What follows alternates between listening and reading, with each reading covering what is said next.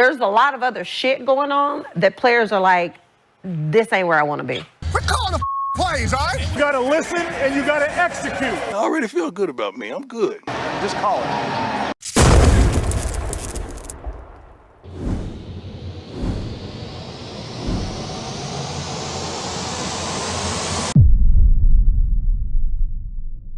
What's going on? This is Coach Marcus for Pro Fan Talk, and we have a full circle moment, kind of going back, pulling receipts from some of the things, going back to Gil's Arena and Sheryl Swoopes, some of the comments she made about Caitlin Clark at Indiana Fever, and how this is like a full circle moment, because if you watched the national championship game and Diana Taurasi and Sue Bird and Caitlin Clark came on there, and Diana Taurasi made a comment where she talked about how everybody thought they had all of this turmoil and strife and all of this stuff that was going on within the team, and they come to find out none of that shit true. Here's what Diana Taurasi said last night on the show. The game, honestly, I'm pretty sure we were down like 10 or 15 and came all the way back and won. That was like our first like win versus a team that was above 500. So thank you. I appreciate that. Right. And all we heard that whole week was like, Indiana, they don't get along, all this. And I'm like, great. And then I'm like, this is the most together team I've ever seen. Is that one of the hardest things for you as a pro now? Just seeing all the narratives like that one, that your team didn't get along and just having to literally ignore it, deal with it, even though you know it's not true? Yeah, I mean, I think it's something you kind of just become used to. It's like people think they know what's going on inside of your locker room, and they just don't. At the end of the day, it's just, the girls that you have in there, and then obviously your coaching staff, and that's all that matters. And honestly, like, the best thing about last year is, like, we honestly had so much fun together. Yeah, we lost our first 8 games or whatever, but, like, we wouldn't have won if we didn't have a tight-knit circle or a good locker room. And that's the reason we kind of turned everything around, is just we, like, needed some time. We were a young group, and, we figured it out. But now I bring this up. The full circle part is if you go back and remember what Sheryl Swoopes says, and she was just throwing that stuff out of there.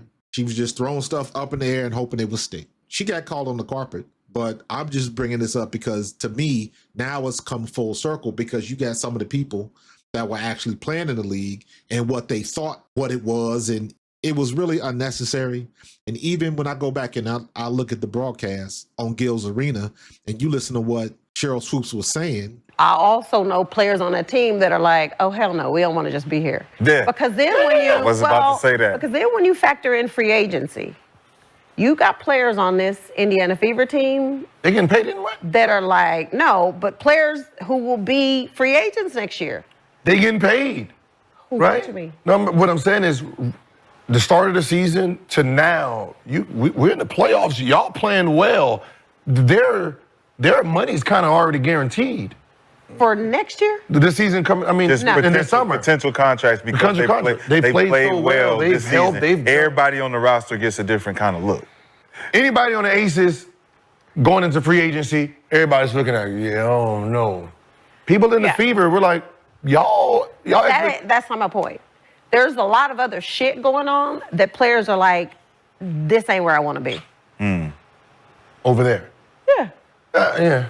Some new shit going on around there. It's a lot. Yeah. So you have players that are very significant on this Indiana Fever team that are like, I don't want to be here. This is where I want to be. Yeah. She even said it right there. It was like, well, this is all social media. And then I'm like, well, why the hell are you worried about it then? If it's only on social media, there's only so far you can go with that.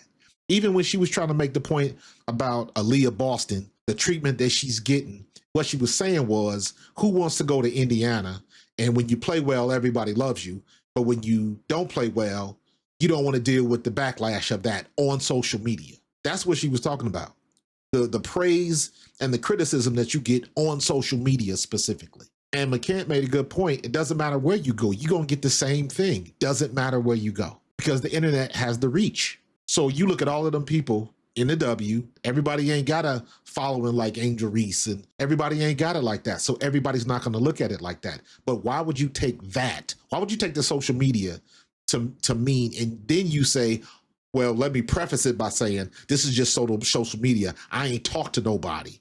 You want to throw that in there to cover your butt. The comments and the conversation that was had with Sue Bird, Caitlin Clark, Diana Taurasi, that just made that whole situation go full circle. And honestly, it just kind of made Sheryl Swoopes look silly again. And at the end of the day, it's like, hopefully this year, when she does get them opportunities, just stick to the facts.